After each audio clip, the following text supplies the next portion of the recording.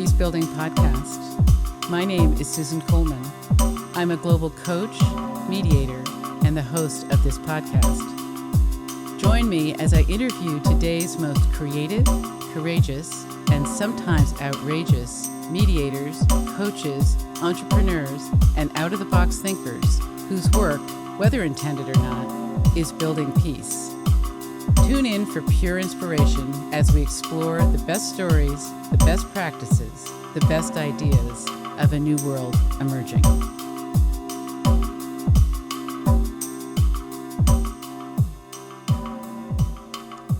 So it's always interesting to me how we become connected to the people that we connect to in the world. A long time ago, when I was in my 20s, I chose to go live in Colombia for a while. And it was an amazing experience. And what's always interesting to me is how much it changed my life forever and changed the people that I came to know and what I chose to do. And one of the most important colleagues that I've had throughout my career is Pablo Restrepo. And he lives in Bogota, and we have worked together for years. And I think he was maybe the first interview I did on the Peace Building Podcast. He's either number 1 or number 2. I don't remember, but he's right up there in the beginning. Anyway, a little while ago, Pablo called me and he said, you really ought to be interviewing my sister.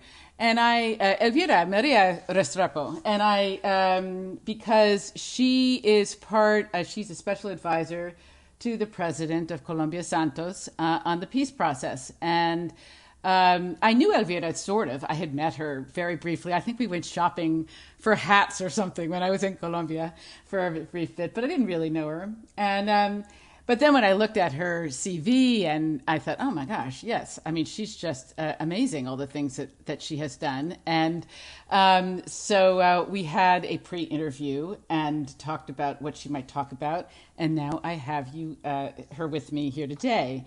So I just want to say she is somebody with really stellar credentials in the academic world. She went to Oxford. She went to Harvard Law School. She went to Universidad de los Andes in Bogota. She's on the tenure track faculty. I don't know the exact words that you're supposed to say in academia, but anyway, I think she's on the tenure track at the University of Miami. But I think she's on leave at the moment because she's working specifically for President Santos and the peace process. So I don't know, Elvira, if I've said that right or wrong, but I'll get your voice in here, and thank you for joining us on the Peace Building Podcast. Thank you so much, Susan, for inviting me. I'm thrilled to be here, and I'm really looking forward to this podcast. Yeah. So tell me a little bit. I always like to ask people, did I say enough about your background? Are there other things that you might want to add in terms of your background that you think is relevant? I want to add that I'm a lawyer that never practiced, so I'm a frustrated lawyer. Many people say recovering lawyer. You say frustrated. Yes, I think recovering is a better one. Okay. And I've always been interested in justice, particularly in crime reduction, and also in peace, obviously, and conflict, because my country has been in a conflict since I was born. I've never seen a day without conflict in Colombia. So that has deeply marked my life, as well as the injustices and the inequalities that have led to this conflict. So I'm always being very aware, and that those have been constant worries that became topics of research and topics of my classes. And basically that's what I have dedicated most of my life to do. That always, another question that I really like asking people is about what planted the seeds in them to, I don't know if you call yourself a peace builder or working on a peace process, but I like asking people what when you think about your childhood, your early years, what planted the seeds in you to lead you to where you are today? Yes, that's a very good question. I think it did. I went to a school that was a fantastic school, because even though it was a private school, it was a French school that was subsidized by the government. So it brought a lot of people that had very little money. So I went to a school that was like a public school in Bogota, which was a fantastic experience. I met people from all parts of Colombia. And also, I grew partially up, and my father had a house in hot weather, as we call it here in Colombia, in El Tolima, which was one of the places that was hit the hardest by La Violencia period, which preceded this Violencia 50 years ago, and was political violence. And when I was very young, I used to wander around near these lands and hearing stories. I used to go to the houses of people, and very, very humble people that live around. And they told me the stories of La Violencia, and that marked my life deeply. And then it just basically made me aware, basically, that I was very privileged. I was educated. I was privileged in many ways, and that Colombia was not like that. So I saw that from very early age, and my parents were very good at that, at showing us that we lived in a beautiful country, but one that was very unequal, and one that had been plagued by violence since basically the earliest 20th century, and even since the independence, but we're not going to go as far as that. But I saw the people, I heard their stories, and that marked me forever. I mean, I realized that I was very privileged and that I was born in a very unequal and unfair country, and that violence somehow, I never justify violence, but violence was the cause of this injustice. You know, I remember writing a paper in college on La Violencia en Colombia, and to this day, I think I still don't. I'm not sure I really remember or understand it, and it's not really our point here to get into it, except to say that what you're saying, that there's been a long, long history of violence in Colombia, Absolutely. and I don't know, if you could give a short version of why you think that's true, but maybe you're saying it's because of inequality, or what would you?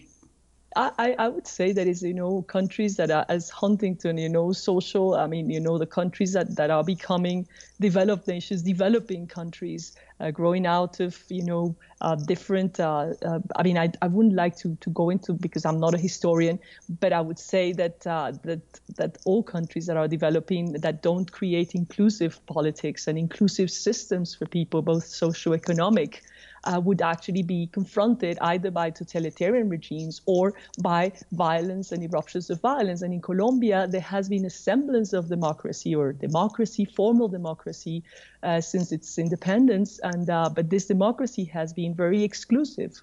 And I think this is part of the reason why there was La Violencia, which was political up to the 60s. And that joined with the movements and the emerging of the guerrillas that we are negotiating with today in the 60s, partially following, obviously, the movement via Russia and Cuba, obviously, that influenced politically deeply the peasant fights and upheavals from the FARC, who are the guerrillas that are negotiating today with the government.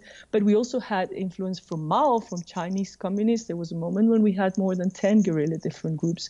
And I believe most of them were fighting for inclusion, for political and socioeconomic inclusion in a regime that was democratic as a facade, but that was not an inclusive democracy. It was a very imperfect democracy, and where land was divided unfairly and all the issues that led. So I think that the political violence of the last 50 years originated fairly and for fair reasons, and degenerated very rapidly in the 80s with drug trafficking, and became a dirty war that, degenerates with many other facts that are hard to mention in a short interview. But I think that the guerrillas were originally justified, and their causes were fighting for this exclusion, finding spaces for being included.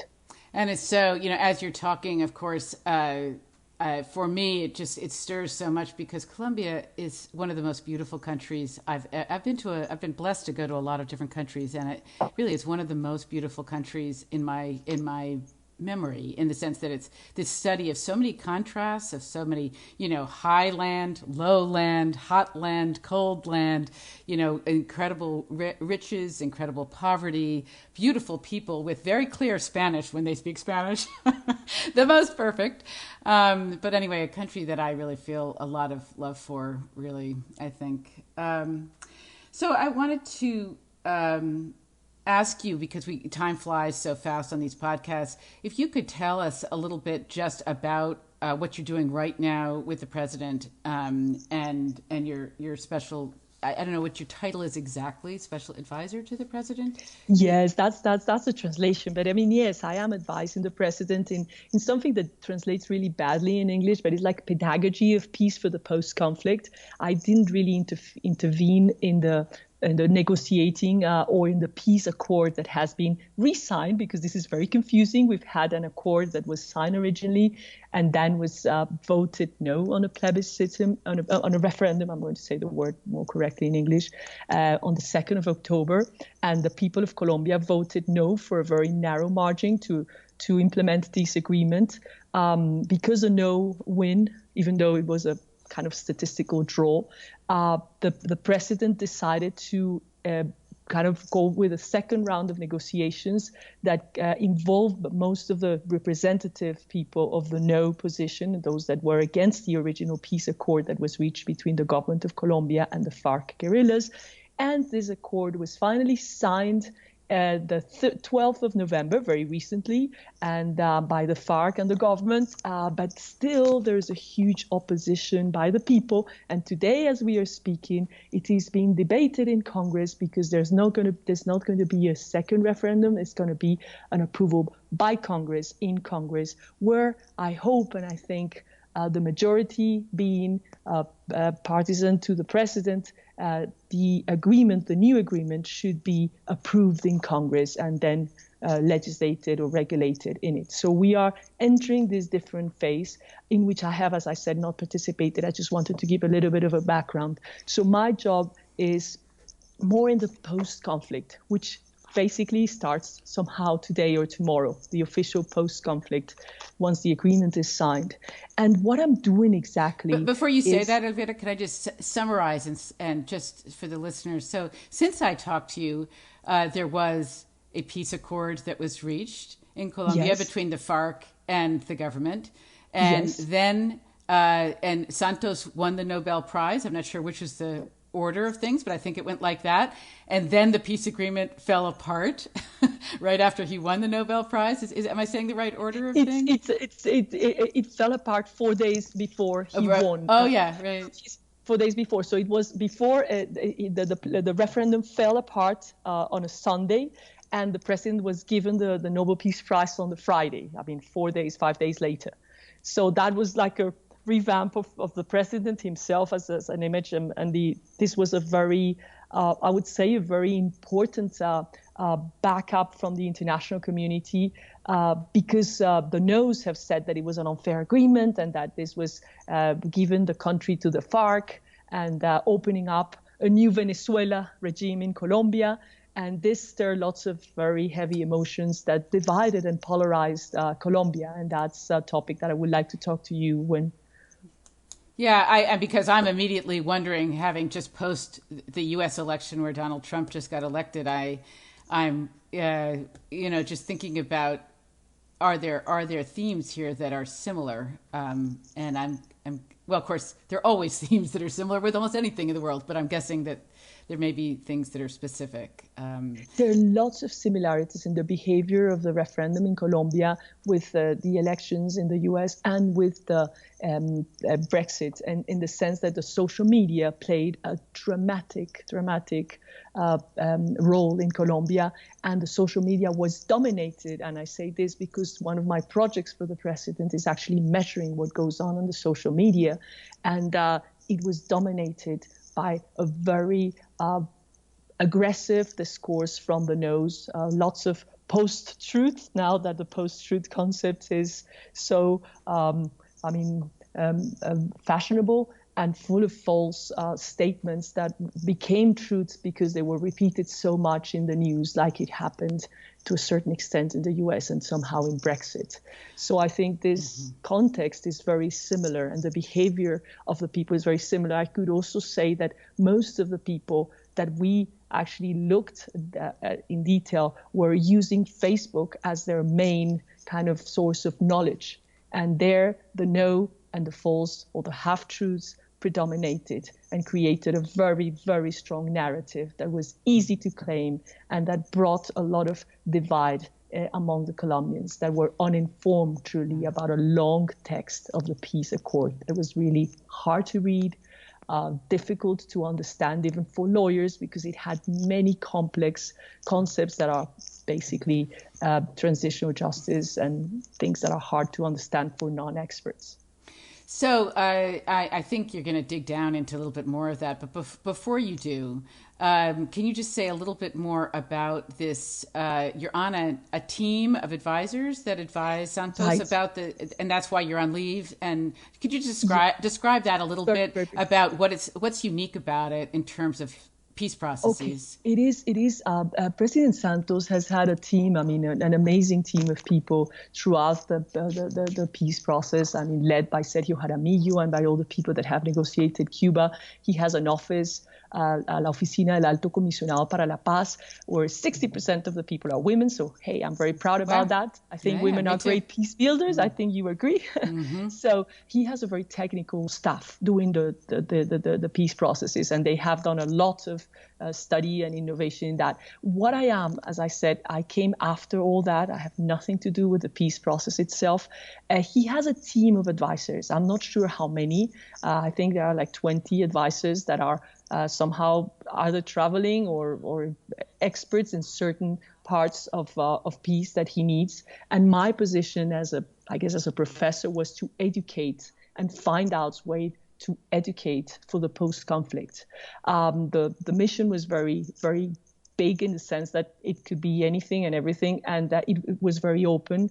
I speak to him directly, but obviously it's hard to speak to him regularly, so I send him little bullets of things. And what I'm doing, which I think is very interesting, is first of all, we have been doing great research and monitoring of what's going on in the social networks. And from then, we're learning things that the public perception not necessarily shows in the regular media, and things that people, the way that people convince themselves of certain things. And by studying that, we have created, using a framework that is very simple, and it sounds very complex, but of deliberative democracy, which is how do citizens can freely express their views with arguments as opposed to emotions, and convince others or that the most convincing argument prevails. And for this, we started to do some exercises in public forums in which we use this methodology that has been developed by many people. Deliberation is something that is being used in different ways, mainly in developed societies, and it's basically given the citizens power to talk about issues that are hard and issues that divide them. And in this particular... Let me slow you down for a second. When you say deliberation, and traditionally that's been, how has it traditionally been used? When you use that term, what exactly are you talking about? Well, for example, in Canada, they use consultations. In the Swiss cantons, they use public forums where people go and talk about political issues that affect them. For example, in the United States, they have used a lot after 9/11. They created this online forum where they asked people around Ground Zero to help talk about how to reconstruct Ground Zero. In Northern Ireland, it has been used to put together communities of former nationalists and unionists that hated each other throughout the Troubles. Elvira, are you talking about, I know after post 9/11, there was something specific called America Speaks, which was a whole dialogue process that was used to get people's input into how to reconstruct that area. Are you talking about that kind of...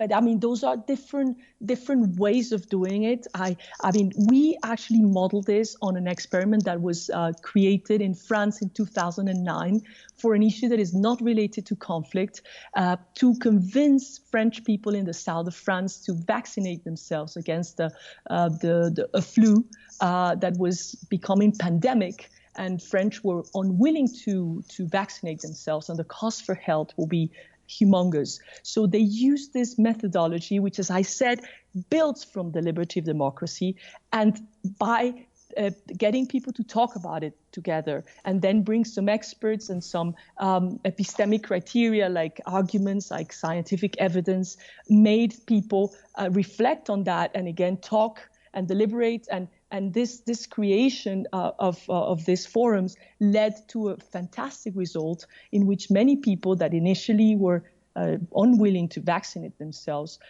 changed their views by understanding the importance of doing it, not just for the common good, but from themselves, and turn into a very positive campaign. So they created a methodology that is in a paper for anybody that is interested. I could forward you the paper in which we based our main methodology that we started using in public forums here in Colombia and in Miami, where I live part of the time with Colombians in relation to the peace process. It has not been used directly for peace building, but I see it as an alternative mode of conflict resolution, really. I mean, conflict resolution is such a broad field, and I'm not inventing any wheel. I'm using empirical and theory that has shown results. What we are is modeling something from what has worked in many other countries for other things, like, in the case of Northern Ireland, it was to build schools that comply with standards that would actually be accepted by both communities after the Troubles.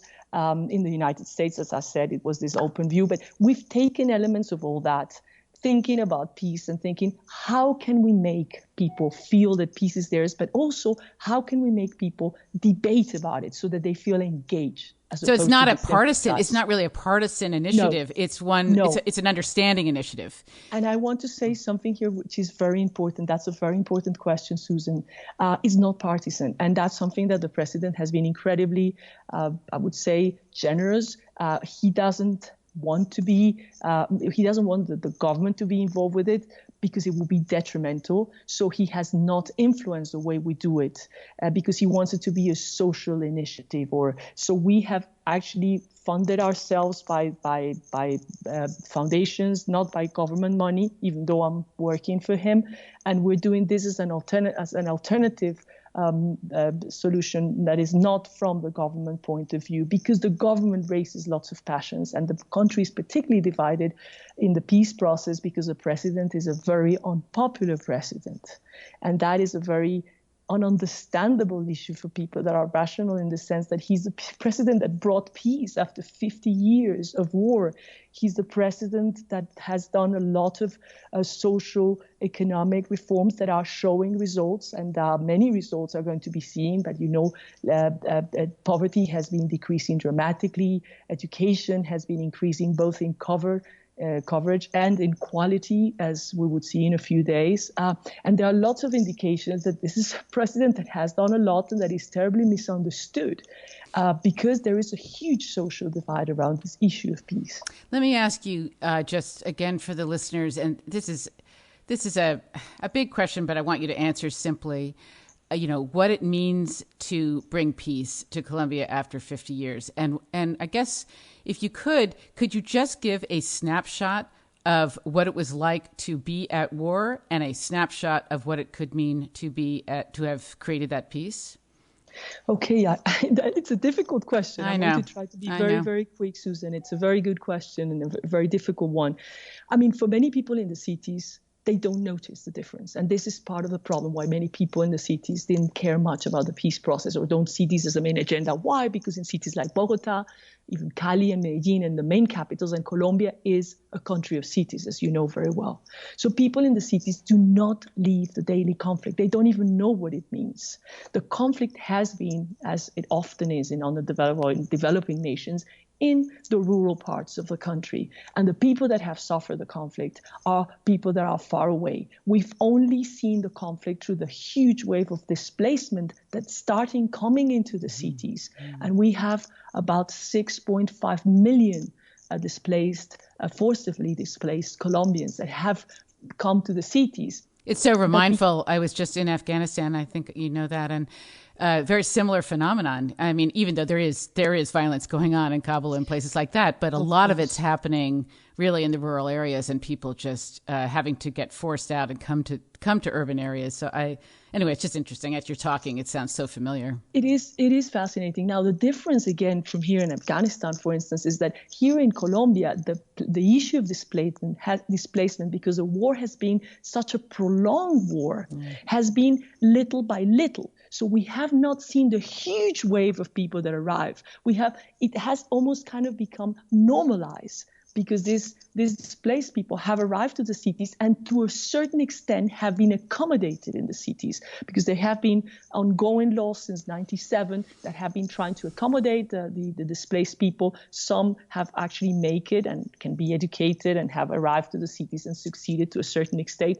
Others have been, in a horrible situation in the slums of the cities and have not totally accommodated. But Colombia has done a lot in terms of its displacement. So, as I said, the war has been such a small kind of feeling for the cities and for the inhabitants of the cities that many people do not realize the pressure or the importance of finishing a peace process.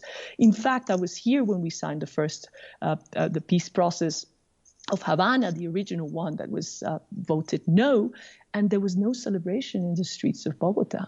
People didn't understand the relevance to them. People didn't understand the magnitude of the historical event. I was on my own. I was all dressed in white. I was so sad to see that people were, life as usual in the cities of Bogota. Now, what does it mean to end the war? And this is a very important question.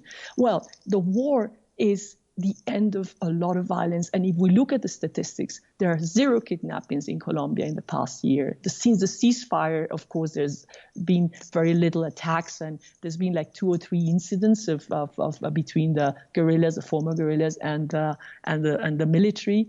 There have been no massacres, no takeovers of towns. The violence has been tremendously reduced. Of course, Colombia has, because of, this is a huge topic that I don't even want to enter with, but violence would not, violence would carry on because there is a contagion between the political violence and the criminal violence. And we still have drug trafficking. And we still have remnants of the drug trafficking, paramilitary structures, and this has not ended in Colombia. So it's very hard to see. And people say, well, there's no peace. There's still drug trafficking and there's still criminal elements. Of course they are. But this demobilizing almost 10,000 former combatants of the FARC and reintegrating these people, which we have been very successful, because Colombia has been ongoing into dismantling this war by steps. If you recall, we've had the M19 that was a former guerrilla in the 90s that demobilized, very successful, and entered into the political scene. In fact, the mayor of Bogota up to a year ago was a former guerrilla of the M19, and one of the main senators, one of the most successful and respected senators of Congress today, Navarro Wolf, was a former guerrilla. So we've had lots of reintegration of former guerrilla factions since the 60s, since the 90s, that have reintegrated successfully to society. Then in 2003, between 2003 and 2006, the paramilitary right wing demobilized partially. Many went to drug trafficking, many demobilized successfully, and that led to a huge wave of reduction of violence. And then now we are into the kind of third, I hope before the last guerrillas, we still have the ELN, but the FARC has stopped warring, and there are no more deaths, kidnaps, massacres, mines, and many other atrocities that this country has been going through, and that 8.2 million Colombians have registered as victims of this conflict. So thank you for that answer. So to get you back to this initiative and I don't know how to describe it simply. It sounds like an initiative to use a deliberative process to deal with high societal divisions that is nonpartisan.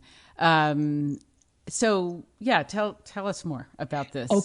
Okay. So this, as I said, was modeled on this particularly the deliberative democracy concept and empirical cases.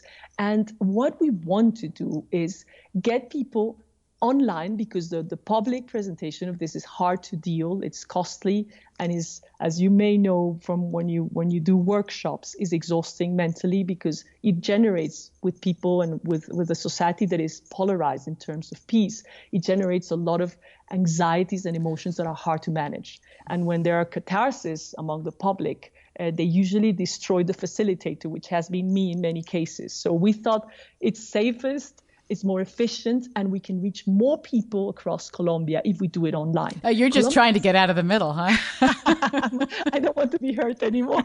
This is too hard. So what we have is a country that has 50% access to the internet. Colombia is one of the, after Brazil, is in Latin America, the country that has more access to the internet. And out of this access, 90% of Colombians go online via Facebook. At least once a month. Those are the statistics that we have. So we know that is a country that has been reached by technology, even though sometimes we cannot reach regions and parts of Colombia by road, as you know, because this is a beautiful, hard geography country, and sometimes the state didn't do efforts to build this infrastructure. So we thought we can reach them through the internet, through technology. And we are today leading and really exciting an experiment in Chocó. Chocó, as you know, is one of the poorest areas of Colombia, one that has been hardly hit by all the wars, by the drug trafficking, by the guerrillas, and by the paramilitary, which has been the main actors that have made this war so complex.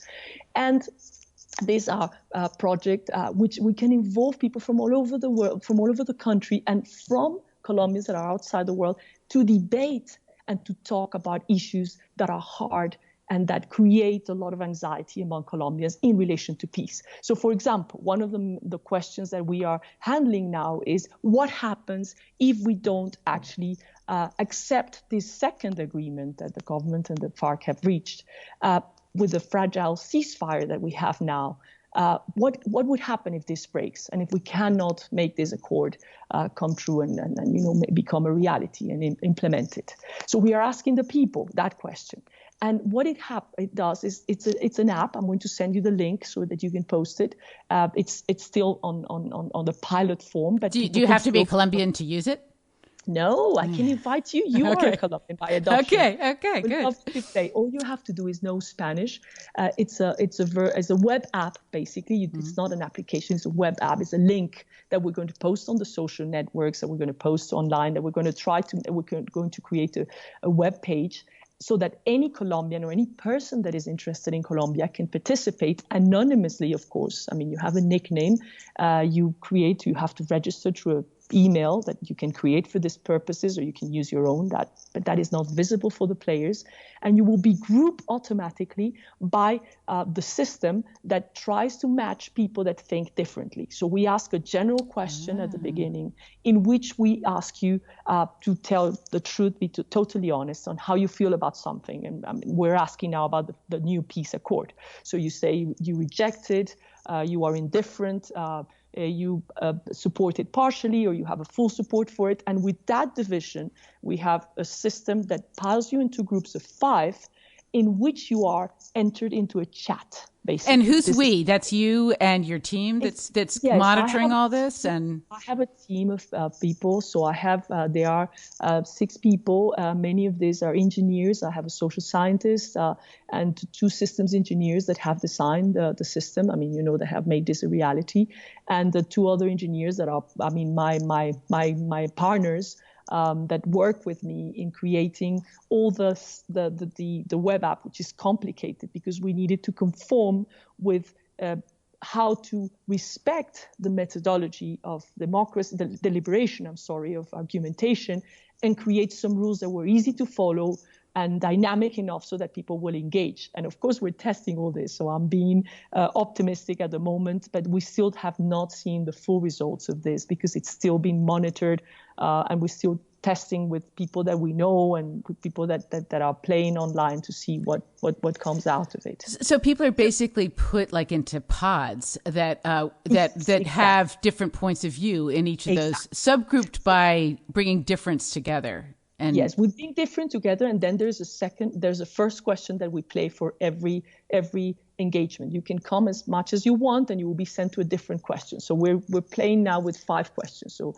we're playing, for example, with one that is very complex, which is the type of justice that we want for the guerrillas. Most Colombians that oppose the peace process wanted the guerrillas that had committed crimes against humanity to go to jail.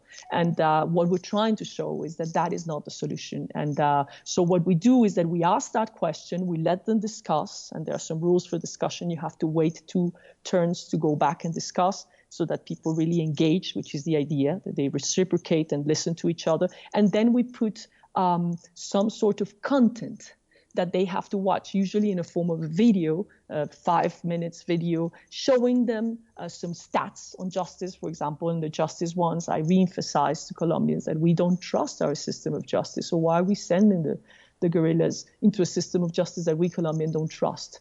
And second, that the system of justice that was proposed by the people that oppose this agreement is similar to the one that was used for the paramilitaries, that was not incredibly efficient in either condemning them or in coming or forcing them to come with a truth. So let me stop you again. So it does sound like you do have an end in mind, or it's not partisan. Well, I don't know. It's not partisan, but you do have an objective. That is very true, and this is something that deliberation agrees with. The theory says you can have not necessarily a partisan, but a purpose in mind. And for me, the purpose is the common good. I mean, I know it sounds broad and kind of, oh yes, everybody would say yes, but the common good is what is the best for Colombia to move forward from this conflict that has divided society for so many years.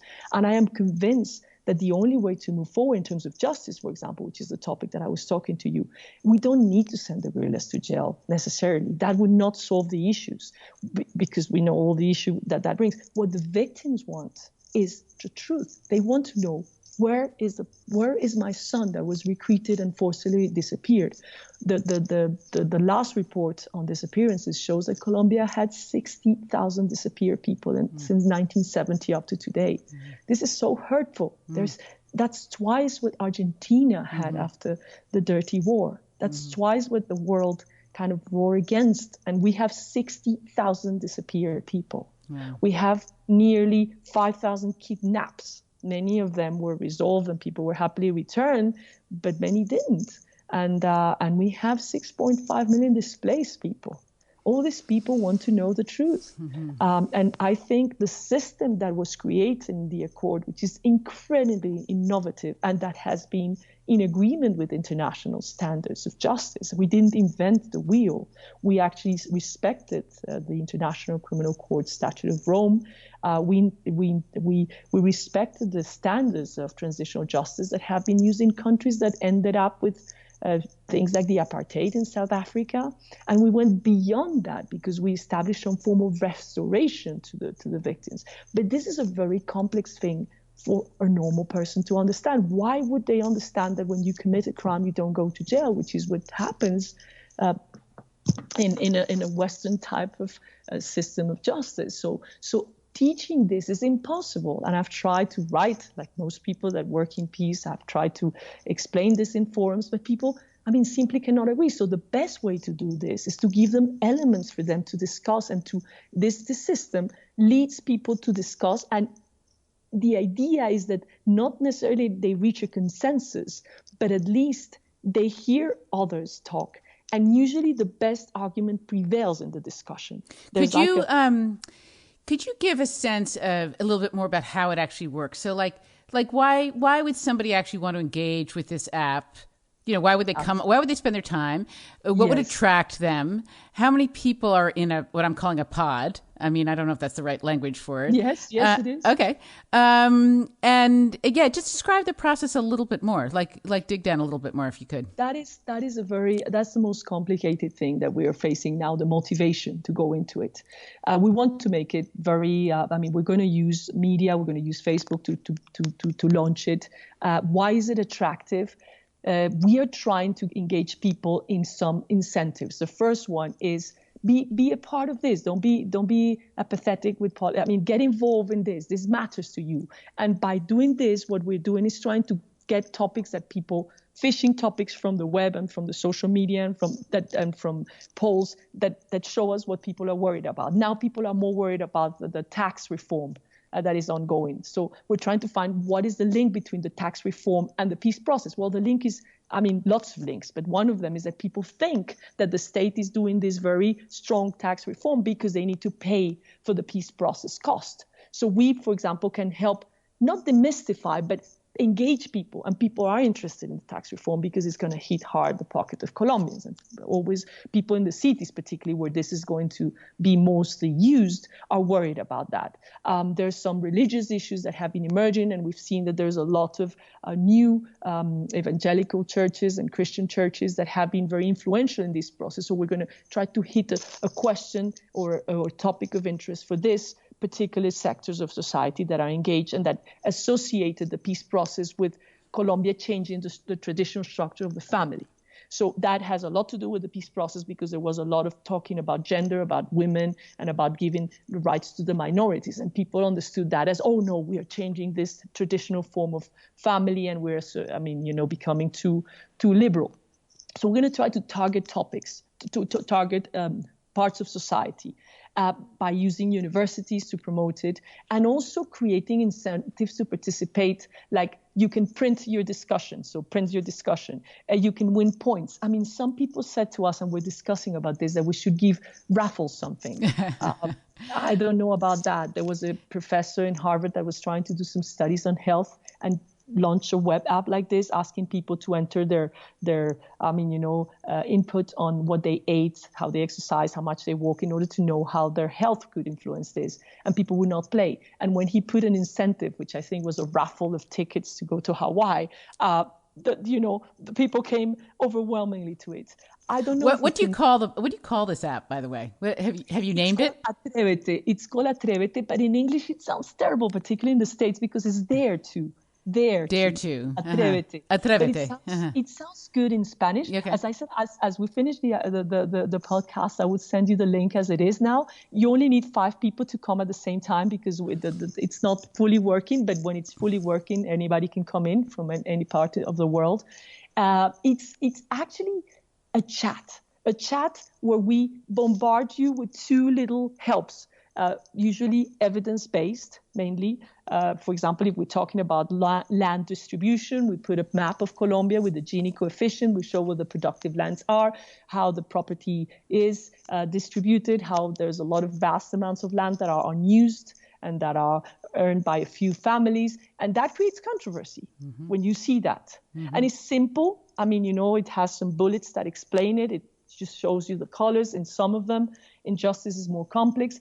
And the few 50 cases that we have analyzed have been incredible. And we have put different people to play. I mean, we put the director of a bank and a lady that cleans a house to play together. And there was some interaction. So tell us more about, can you say anything more about like what happened for them, or what do you think their experience was? It's very interesting. I mean, they had a very different language, but in a way, the effort from the people that have a more kind of complex education to make themselves understood once you start engaging in this chat. Imagine you are chatting on WhatsApp. We kind of copied that. And suddenly you start seeing people that appear that are anonymous. So people put funny nicknames. So this people was called, I'm not sure because I've seen so many, but Rusty. So Rusty was talking against, but Rusty was the head of a bank, of a very sophisticated bank, where Sisi was a woman, one of my women that was sitting. She's not a cleaning lady, but she's a person that has very basic education, and she's kind of a household head, and she works really hard, but she's kind of interested in the peace process. So she was talking to this person. Where else would you put those 2 people to talk together online? Yeah. And then there were 2 other people that I have put there that were very kind of, divided. One that was really much against the peace process and against everything that is going on. So it was interesting how they engaged. They didn't reach a consensus, but I would say that the tide turned into a more favorable view of the arguments of the other. Do they have to commit, Elvira, to participate for a given period of time, or do they have to come in together and then leave together, or how do you work that? At the moment, yes, but it would not be like that in the formal web app.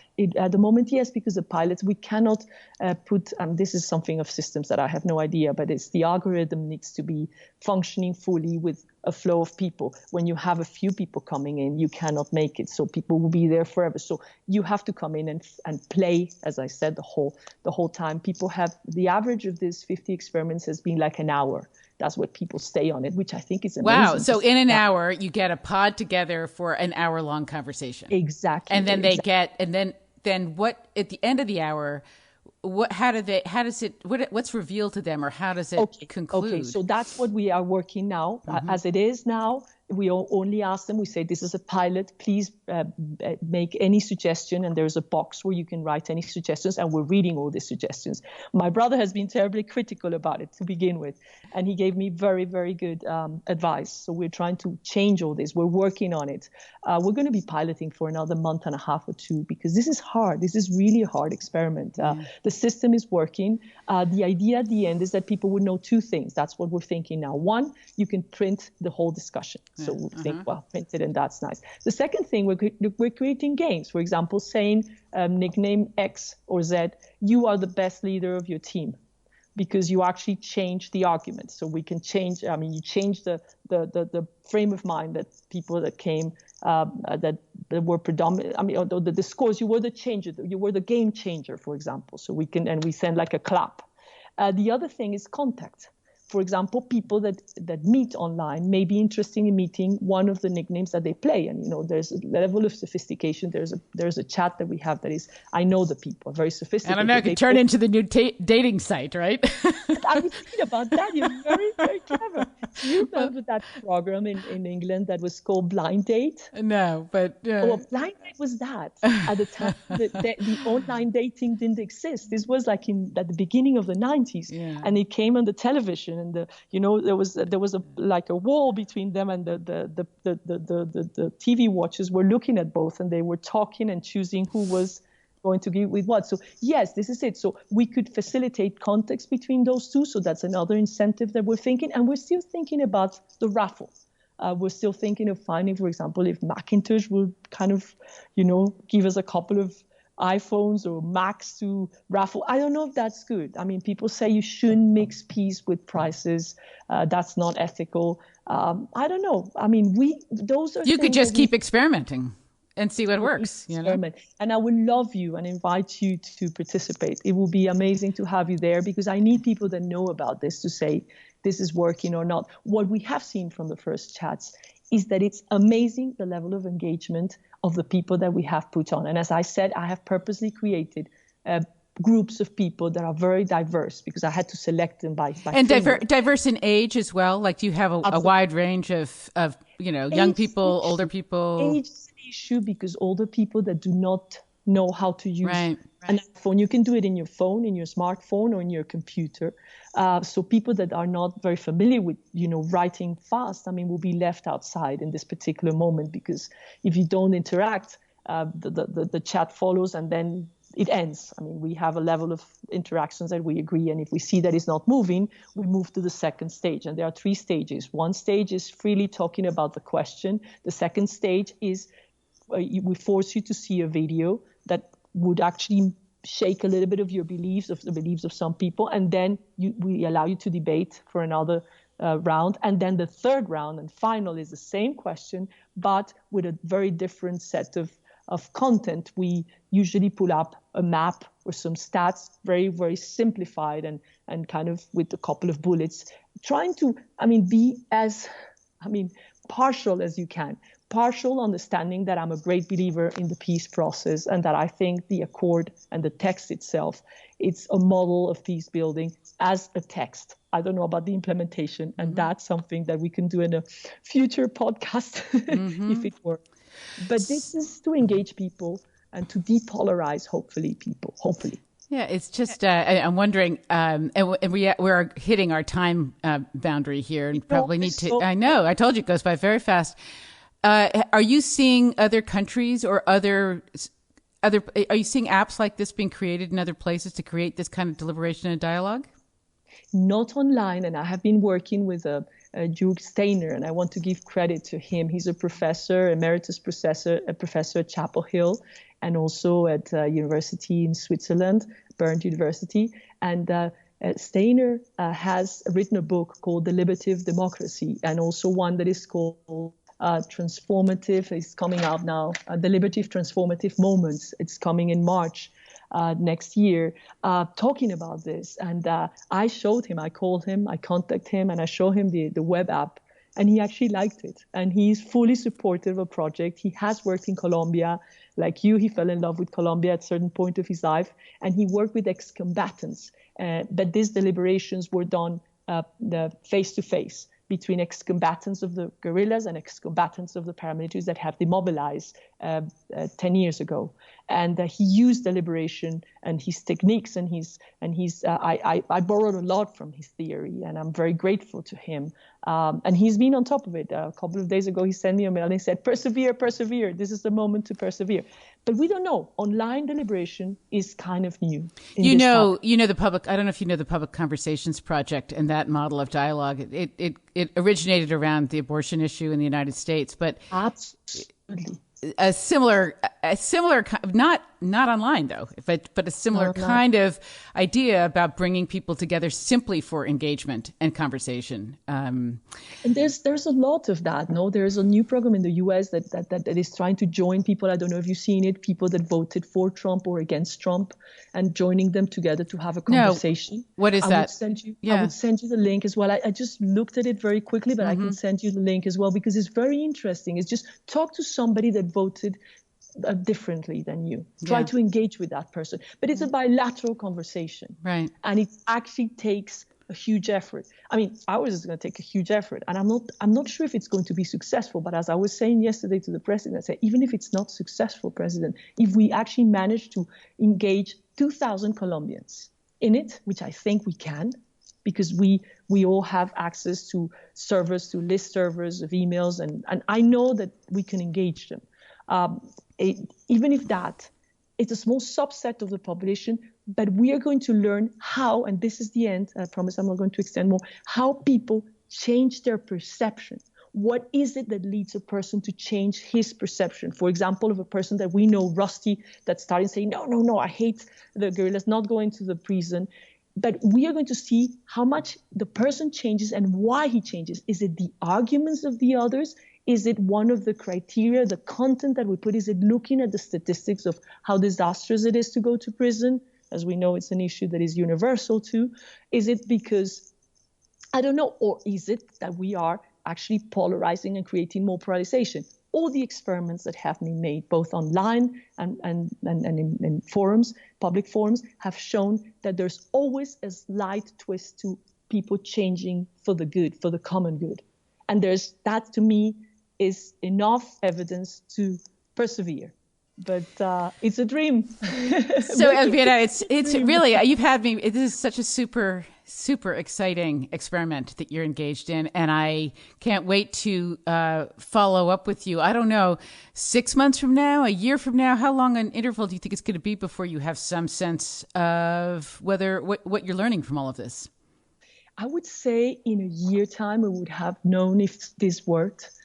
Because we have the beauty of this, and I mean, I don't know if I should say this online, is that we can monitor daily what people are arguing without seeing their names. We just have their nicknames, and we can read through the arguments. Of course, this is going to be huge data, so I have already thought about hiring 2 people that would just be devoted to reading all this, and particularly looking at the outliers, cases of group that do not transform or that transform dramatically, or looking at the normal trends. If we start see that 5 enter the game, 3 that are against and 2 against, and usually the outcome is 4-1, so we see, well, we're transforming one mind. Or we're moderating somebody that was a no that turned out to be skeptical, or at least someone in the middle. So we could see all these transformations and study deeply in depth the cases that have different results, because at the end of the app, and I didn't say that, we ask the same classification question that we ask at the beginning, and that's the measure for our success. That's how we measure our success. We ask a general question of where are you standing for the peace process now? Then we do all the deliberation, and then at the end we ask you, where are you now? And that's what we measure. And that's what allows us to classify cases and to understand how much influence we had or how little we had. And obviously we can modify, we can change topics, we can change content, and we can ask people, and that's the last incentive, bring a topic that is of your interest that you want to work online. So I suppose if listeners are hearing this and they want to reach out to you, I'm assuming that's okay, and you can give me an email address, and we'll post that with your information. And too, Susan. I'd love to. I hope that some people are interested in this, and I'm really open for comments and also for any changes. This is the moment to get all the help and all the criticism, constructive criticisms to make this work. And if it works, I'm willing to use it for Afghanistan or for any country that has. Right. It's so scalable. It's a very scalable idea. Yeah. I hope it is. I hope, and even for the U.S., we never know. We need it in the United States right now. We absolutely do. Bring something new into the United States where there's so many great ideas and minds thinking about it. But it will be, a testing trial. And if it works, I'll be willing to use it wherever it is that we need to do so.